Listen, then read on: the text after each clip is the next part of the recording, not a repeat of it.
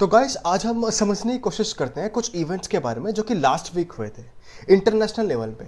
उन इवेंट्स को हम समझने की कोशिश करते हैं वॉर से जो कि चल रही है किसके बीच में, यूक्रेन और रशिया के बीच में। तो इस वक्त जो ये वॉर चल रही है रशिया और यूक्रेन के बीच में, इस वॉर का इफेक्ट पूरे वर्ल्ड पे पड़ा हुआ है, चाहे वो यूरोपियन कंट्रीज क्यों ना हो, चाहे वो एशियन कंट्री क्यों ना हो, चाहे वो अमेरिका क्यों ना हो, तो हर तरफ इसका इफेक्ट पड़ रहा है। तो हर एक कंट्री अपनी तरफ से कोशिश कर रही है कि किस तरीके से यूक्रेन और रशिया के बीच में जो वॉर चल रही है उसको रुकवा दिया जाए। तो 29 मार्च 2022 को टर्की ने एक मीटिंग बुलाई जिसके अंदर उसने यूक्रेन के और रशिया के डेलीगेशन को बुलाया और मीटिंग करवाई। और उस मीटिंग में यह डिसाइड हुआ कि रशिया जो है अपने ट्रुप्स को वापस बुलाएगा। कहां से? यूक्रेन में से। यूक्रेन के अंदर एक सिटी है, एक कैपिटल है कीव, वहां से, और चर्निहिव जो एक सिटी है वहां से अपने ट्रुप्स को वापस बुलाएगा। यह डिसाइड हुआ उस मीटिंग के अंदर।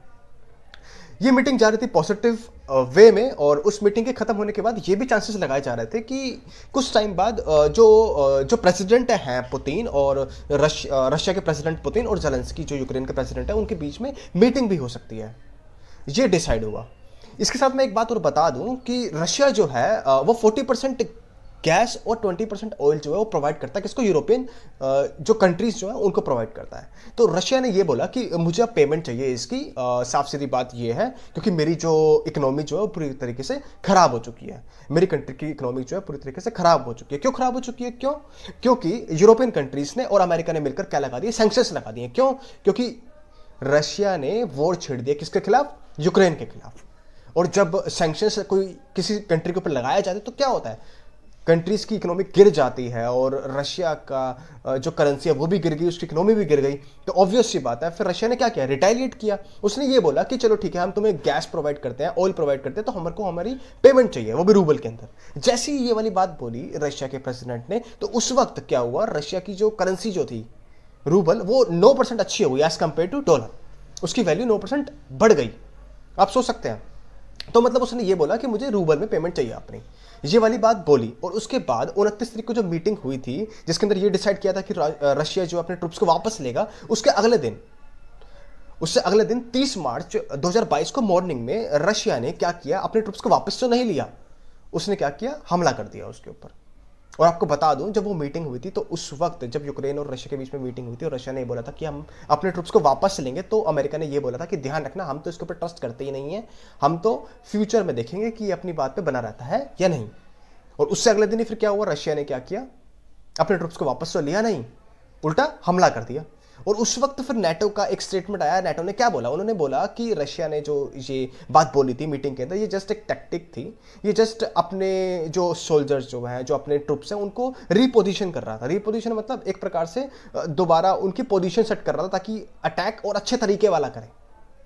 तो ये नेटो की तरफ से स्टेटमेंट आई। और इसके साथ ही आपको एक बात और बता दूं कि जब जब ये जो नेटो की स्टेटमेंट आई थी 30 मार्च 2022 को, उसी वक्त ही जो रशिया के फॉरेन मिनिस्टर थे वो कहां गए हुए थे? चाइना गए हुए थे। क्यों गए हुए थे? मीटिंग के लिए गए हुए थे। मीटिंग किसकी थी? अफगानिस्तान इशू के ऊपर एक मीटिंग थी, उसको अटेंड करने के लिए। आप सोच सकते हैं कि रशिया की वॉर हो रही है किसके साथ? यूक्रेन के साथ, और रशिया का फॉरेन मिनिस्टर चाइना में जाता है अफगानिस्तान इशू के ऊपर एक मीटिंग अटेंड करने के लिए।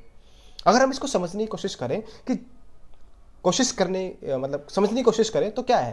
तो इस वक्त रशिया और यूक्रेन के बीच में क्या चल रही है? वॉर चल रही है। इस वक्त पूरे वर्ल्ड का ध्यान कहां पर है? इस वॉर के बीच में है। लेकिन चाइना जो है, चाइना क्या कर रहा है? चाइना जो आइसोलेशन में है, चाइना कोशिश कर रहा है, हाथ पैर मार रहा है कि किस तरीके से वर्ल्ड जो उसके ऊपर ध्यान दे। तो चाइना ने एक मीटिंग रखवाई जो कि अफगानिस्तान इशू के ऊपर थी, जिसके अंदर अफगानिस्तान की नेबरिंग कंट्रीज जो थी वो सारी की सारी, उनके फॉरेन मिनिस्टर कहां गए थे? चाइना में गए थे। और वहां पर अफगानिस्तान इशू के ऊपर बात की गई कि अफगानिस्तान के अंदर कैसे स्टेबिलिटी लेकर आनी है, कैसे डेवलपमेंट की जानी है, वहां पर कैसे हम डेवलपमेंट करेंगे। और इसके बाद जब 30 तारीख को वहां पर जो रशिया के फॉरेन मिनिस्टर उस मीटिंग को अटेंड करने के लिए पहुंचे, उसके अगले दिन ही 31 मार्च को क्या, रशिया के फॉरेन मिनिस्टर चाइना की मीटिंग अटेंड करने के बाद कहां पहुंचते हैं? इंडिया के अंदर पहुंचते हैं। कब पहुंचते हैं? 31 मार्च 2022 को। जैसे वो इंडिया के अंदर पहुंचते हैं तो पहले से इंडिया के अंदर यूके के फॉरेन सेक्रेटरी और यूनाइटेड स्टेट के डिप्टी एनएसए दिलीप सिंह भी इंडिया के अंदर पहुंचे होते हैं। बात को आगे बताने से पहले आपको मैं बता दूं कि इस वक्त जब वेस्टर्न कंट्रीज ने जब सैंक्शंस लगाए हुए हैं रशिया के ऊपर, तो वेस्टर्न कंट्रीज प्रेशर डाल रही है इंडिया के ऊपर कि इंडिया किसी तरीके से कोई स्टेप ले। किसके खिलाफ? रशिया के खिलाफ। लेकिन इंडिया जो है रशिया के खिलाफ कोई स्टेप ले ही नहीं सकता, क्योंकि उसकी डिपेंडेंसी जो है वो रशिया के ऊपर ज़्यादा है। तो इस वक्त अगर आप देखो ध्यान से कि यूके की फॉरेन सेक्रेटरी और यूनाइटेड स्टेट्स के non deputy NSA Dilip Singh भी इंडिया में आए हुए हैं। तो फॉरेन सेक्रेटरी इंडिया के अंदर ये स्टेटमेंट देती है कि हम रिस्पेक्ट करते हैं इंडिया का जो ट्रेड हो रहा है, अच्छी बात है, हम उसकी रिस्पेक्ट करते हैं, लेकिन दूसरी तरफ आप इस चीज़ को भी तो देखो कि रशिया जो है उसने वॉर छेड़ के रखी हुई है किसके ऊपर, यूक्रेन के ऊपर। वहाँ पर ह्यूमन क्राइसिस आ चुका है, हमें इसके बारे में भी सोचना चाहिए। अगर मैं बात करूं एनएसए, जो दिलीप सिंह वहाँ पर आए हुए हैं यहाँ पर इंडिया के अंदर, तो इनके बारे में मैं बताऊं कि जो यूनाइटेड स्टेट की तरफ से जो सैंक्शंस लगाए गए थे रशिया के ऊपर, उनको बनाया किसने था? दिलीप सिंह ने बनाया था।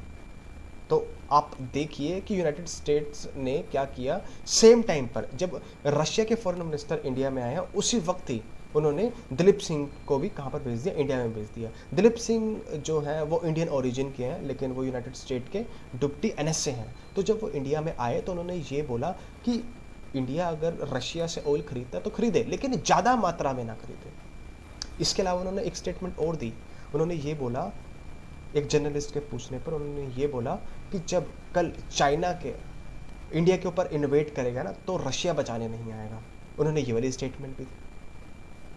एक प्रकार से देखा जाए तो ये जितने भी वेस्टर्न कंट्रीज़ हैं, ये प्रेशर क्रिएट करने की कोशिश कर रही है कि इंडिया कोई ना कोई स्टेप ले। क्योंकि अगर हम देखें कि यूनाइटेड नेशन की जितनी भी मीटिंग हुई है, हर एक मीटिंग में इंडिया ने किसी की साइड नहीं ली है, वो अब्सटेन किया है।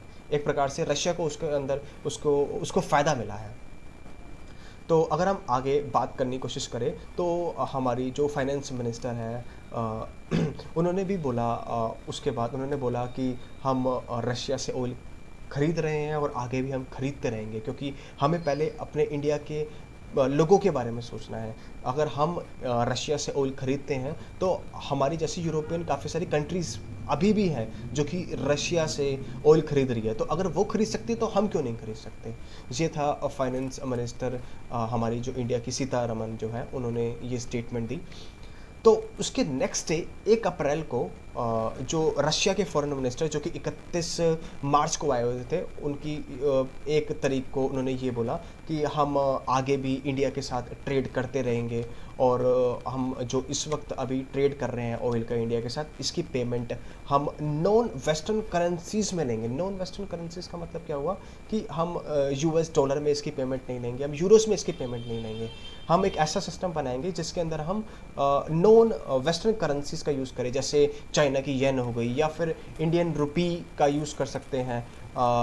इसके अंदर हम मतलब नॉन वेस्टर्न कंट्रीज़ की जो करेंसीज है उनका यूज़ हम नहीं करें। उसके बाद अगर हम बात करें आगे तो 1 अप्रैल को एक मीटिंग और हुई थी चाइना के बीच में और यूरोपियन कंट्रीज़ के बीच में, एक समिट हुआ था। उसके अंदर चाइना ने एक स्टेटमेंट दी, उन्होंने ये बोला कि हम यूक्रेन के अंदर हम अपने तरीके से कोई भी स्टेप लेंगे। हम यूक्रेन के अंदर चाहते हैं कि पीस आए, लेकिन वो हमारे स्टाइल से आएगा। ये एक समिट हुई थी 1 अप्रैल को, किसके बीच में? चाइना के बीच में और यूरोपियन कंट्रीज़ के बीच में, जहाँ पर चाइना की ये स्टेटमेंट थी। और उसी के साथ फिर आपको मैं बता दूं कि यूनाइटेड स्टेट ने भी एक स्टेप लिया। उन्होंने क्या किया? उन्होंने डिस्कशन किया किसके साथ? ताइवान के डेलीगेशन के साथ डिस्कशन किया और कहा कि अब जो नेक्स्ट मंथ जो WHO का जो सेशन होने वाला है, हम चाहते हैं कि आप भी उसको अटेंड करें। आप भी उसको अटेंड करें और असेंबली को वहाँ पर अटेंड करने के बाद आप भी उसका मेंबर बनने की कोशिश करें। अगर आप इस चीज़ को समझने की कोशिश करें तो एक प्रकार से ये चाइना के ख़िलाफ़ है। तो ये जो डेलीगेशन जो साथ जो मीटिंग हुई थी यूनाइटेड स्टेट की, वो भी 1 अप्रैल को ही हुई थी। Thank you so much.